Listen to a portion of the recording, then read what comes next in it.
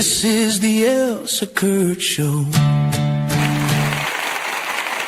Oh, stop. Please. Hold the applause. Sorry, just found these little sound effects on here, and I guess we got to play with them.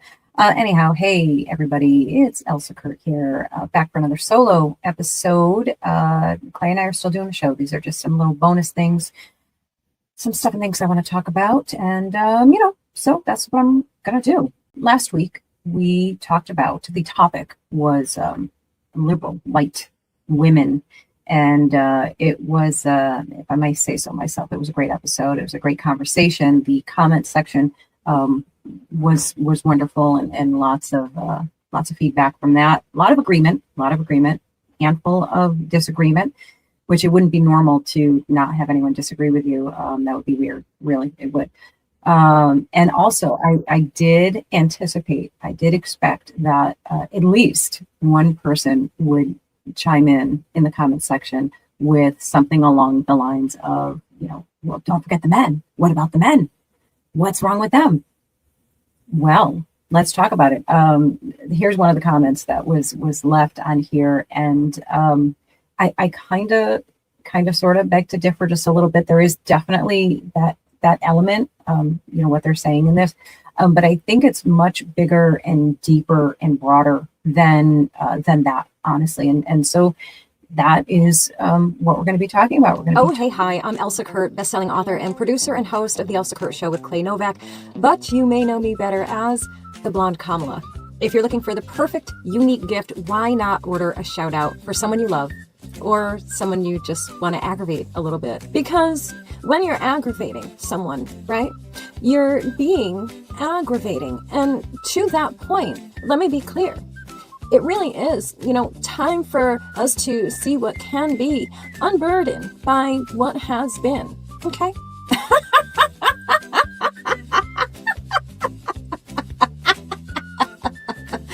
Okay, bye. We're going to be talking about what happened to modern men in this culture, and why does their psychological, biological, and behavioral decline pair so catastrophically with dominant but directionless women. So it ties in. We're just going to veer a little bit. Guys, once again, it's not about insults. I'm going to use terms like beta males and low T. And I know it sounds mean and unkind, but I'm being very literal here. This is labeling accurately what's going on. So if it feels like an insult, if it feels like a slur, it's not intended as one. It's just calling it like I see it. Okay, so again, this is a descriptive term for a behavioral posture, passive, conflict avoidant, externally validated, risk averse, and unanchored to purpose. That's who we're talking about. All right, so let's get into some facts here. Over the last 40 to 50 years, the average testosterone levels in men have dropped significantly, even when controlling for age, just so you know. And by the way, this is not a controversial topic in endocrinology. What is controversial is admitting what it does to behavior. So as we're picking up from the last episode where that one left off, we can't really understand what's happening culturally unless we're willing to look at both sides of the equation, right? And of course, last time we talked about the psychology behind modern activism and emotional politics and how empathy got warped into identity. And we were talking, of course, specifically about liberal white women. Today, it's going to be about liberal white men. And, specifically the kind of men that this culture is producing in large numbers. And again, just like last week, this is probably going to make some people uncomfortable, but, comfort hasn't been producing healthy adults, has it? We're talking about low T, low testosterone. Is it actually lower, or is that just a internet buzzword from us over here on the right? Well, I did some studying, and guess what, folks? It's real. It's measurable. And of course, at least in my mind, it matters. The average testosterone levels in men has dropped significantly over the past several decades. That is not a political opinion. It is endocrinology, okay? And despite what liberal white women tell you, testosterone is not aggression serum. It doesn't turn men into violent brutes. Testosterone is tied to drive, confidence, risk tolerance, resilience, motivation, libido, and the ability to tolerate stress without folding. When testosterone drops, men don't become gentle philosophizers. They become anxious and hesitant and approval seeking. They are risk averse. They still want purpose, but they stop believing that they're capable of earning it. And that is the key. Low testosterone doesn't remove desire for meaning. It removes confidence in agency. Let's talk about why this is happening. And it's not a one thing. It's like death by 1,000 paper cuts. Biologically, men, just as women are swimming in endocrine disruptors, plastics, processed foods, chemical exposure, poor sleep, sedentary lifestyles, obesity, insulin resistance. All of that suppresses testosterone.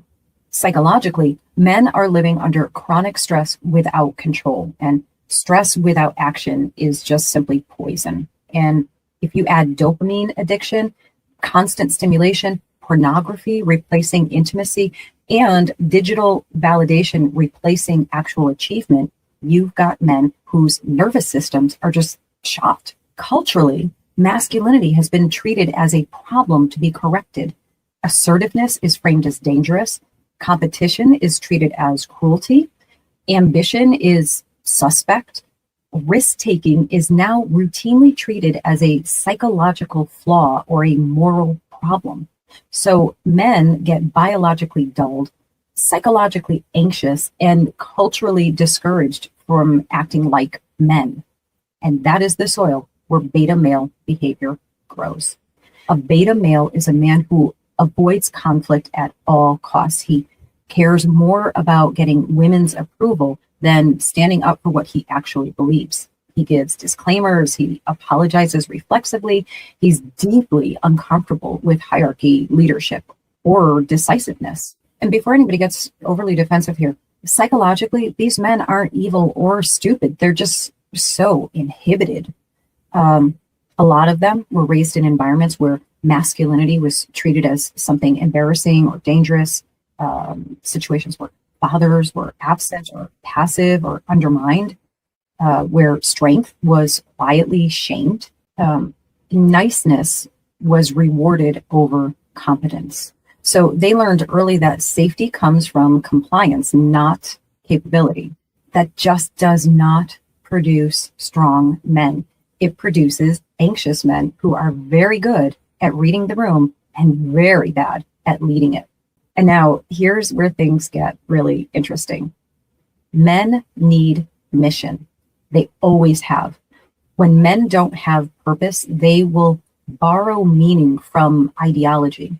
And that is why you see so many of these beta men gravitating towards progressive activism and feminine frameworks and like collective moral causes. And in that environment, a man can feel righteous without being strong. He can feel good without building anything. And he can feel brave without risking anything. So these men become basically foot soldiers of ideology and not leaders of families or communities. They're the enforcers. They enforce the norms. They shame dissenters. They echo language. They signal virtue. They're not driven by conviction. They're driven by fear of exclusion. Enter that counterpart, right? The dominant, directionless women. And I want to be very clear here. Dominance is not the same as strength.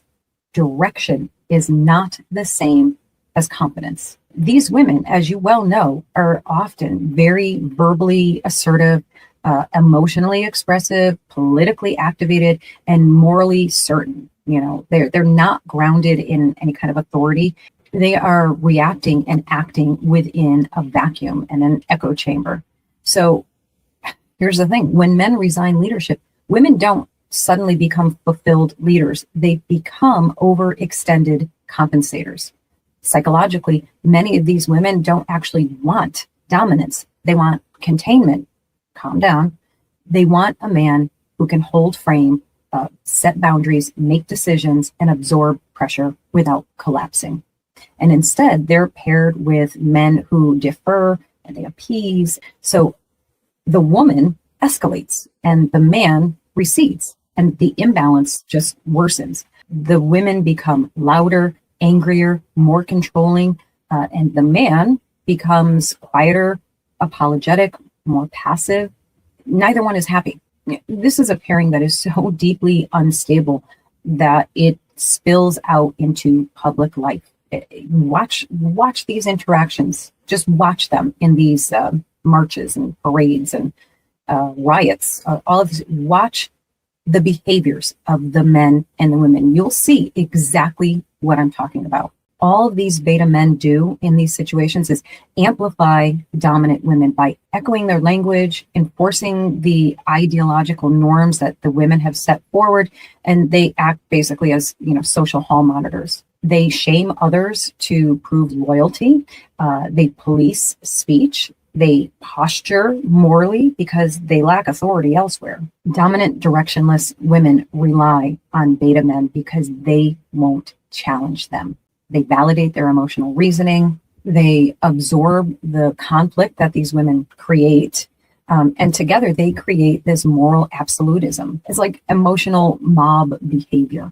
They have zero tolerance for disagreement. Public meltdowns are framed as virtue. And this is the pairing that you keep seeing over and over again at protests and on panels and these viral clips and in the aftermath of tragedies. Loud emotion, no discipline, absolute certainty, zero restraint. And the cost is enormous. Men were not built to be ornamental allies. They were built to act. For women, this produces exhaustion and resentment and loss of respect for men, emotional volatility, and chronic anger. Carrying authority without structure is a very heavy burden, and nobody thrives there. And as far as how it affects culture, there is constant instability, no accountability, no hierarchy, no arbitration, just feelings competing for dominance. Let me state the obvious here. A society cannot run on emotion alone. Someone has to decide. Someone has to hold ground. Someone has to absorb pressure without collapsing. And that used to be men. Strong men don't oppress women. They stabilize them. Strong women don't dominate men. They trust them. And when both are unformed, ideology fills in the gap. A culture that neuters men and inflates emotion will collapse under its own instability. We are watching it in real time. What's the solution? It isn't rage, I can tell you that. It's not mockery either.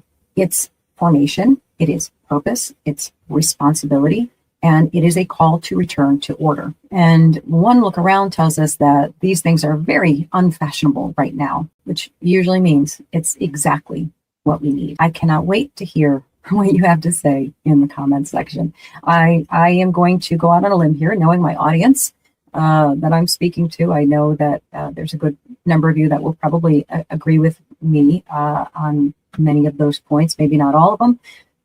But I'm using what I see and what I read and what I hear as my reference points. You're looking around, just a good look around tells you that all of this is absolutely true.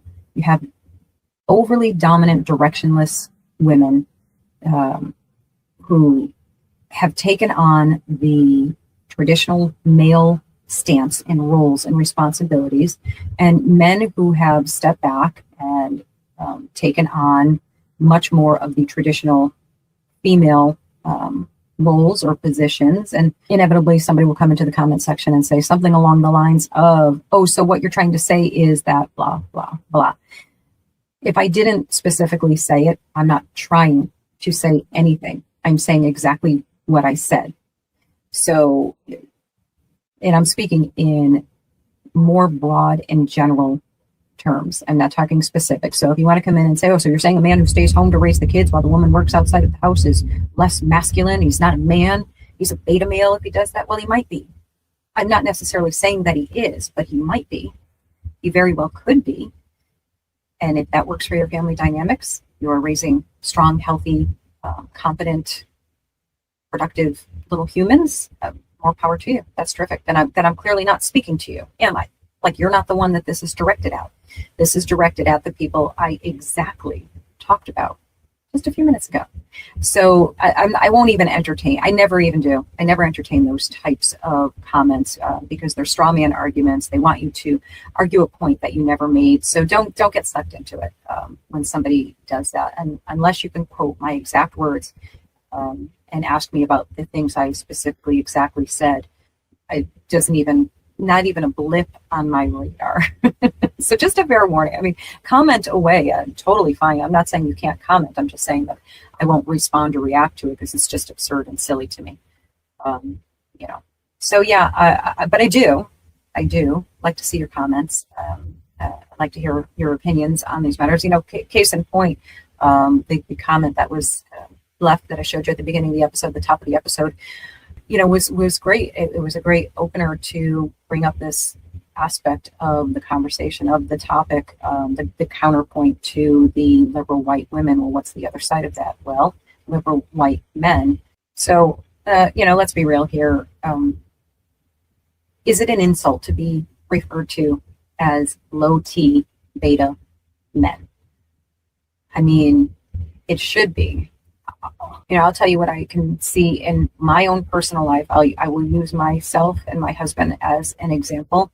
I have a strong, steady rock of a husband who gives me the freedom and the comfort and the safety of doing all of the things that I choose to do. I am a exceedingly happy, peaceful, blessed, relaxed woman because I know the man that I have in my life is the perfect counterpart to me. I don't have to take on roles that I'm not designed for, that I'm not comfortable with, that I simply don't want to do. I don't want to. And I don't feel that I need to. Therefore, I can tell you with complete sincerity that I wake up every day pretty peaceful. I mean, everybody has life stuff that gets them anxious and worried and stressed. And, that's not even like duh, right? But I'm talking in that deeper sense. When we talk about, to give you a comparison of what I mean, like when we talk about being happy and having joy, happy is like a fleeting emotion. It's conditional. It just bounces all over the place depending on what's going on the surface of things. When you have joy is something that is deep. It withstands all of the external pressures that go on in life. It grounds you in a way that happiness cannot, because it's dependent upon external things. So that's kind of like my comparison. This is a contentment and peacefulness that is grounded in a deeper knowledge, a deeper understanding. And for all of these people that we're talking about in these past two episodes, the liberal white women and the liberal or beta low T males, there is, and I haven't even talked about this yet, so I will touch on it briefly because I think it's a great way to close it out. The other thing that they all have in common is that they are not grounded in Christ. They do not have a spiritual, faith-driven grounding that has them steadied on something greater and more important than themselves or their feelings. Besides having, for me, I'm talking about me again, besides having a wonderful, supportive, strong, masculine husband, I have my foundation firmly in Christ, firmly in knowing who I am because I know whose I am. So my identity is already set by a God who knows me down to the strands of my hair, to the depths of my soul, and loves me unconditionally, unwaveringly, unfailingly. To know that you are so profoundly, inexplicably, undefinably loved to your very core before you were even born. To know that alone ground you in a way that nothing in this world can. And that is what I wish for everyone. I pray for you to know that type of grounding and love and trust and faith in your life, because it will change the way you see everything. And you will wake up every day experiencing that level of deep, profound joy. Happiness will come and go. Sadness will come in. All of the earthly, worldly things will come and go. And you will weather every single one of them when you are rooted in Christ. And that is what these people are lacking. And by the way, it's what they're searching for. Everyone is searching for a purpose and something to anchor them. Otherwise, we are just wandering around, unmoored, without purpose, without real value or belief in real value in your existence. And that's what they're looking for. They're looking for something to have meaning. It is what every single person on the planet does from the moment we are, I don't know, conscious, I guess. We are seeking purpose and meaning. And when you anchor it in things of this world, these superficial things, this is what you get. This is what you have. So that is, if we want to just take both of these episodes and sum it up with a tidy bow, that is it in a nutshell. That is it. Everyone is seeking meaning and purpose and grounding. And if you are seeking it in this world, in society, in culture, in celebrities, you're not going to find it. You're not going to find it. And I'm genuinely sad for you. I am. But I'm hopeful as well. I'm hopeful that this will connect with one person, maybe more, but I hope at least one. I hope it connects with one person and they hear the part of this message that they need to hear for themselves. And that has nothing to do with me. There's no inflating of my ego that I reached somebody. It's that the word reached somebody. So I hope that it does. And that is all I've got for this episode. I will see you guys next week, maybe the week after. I don't know, whenever the mood hits me to do one of these. All right, take care, guys. See you next time. Bye. Bold faith, real truth, no apologies. Stand your ground, say what you see. Bring the truth out loud, no backing down, no bowing out. Turn it up, let freedom roll. This is the Elsa Kurt Show.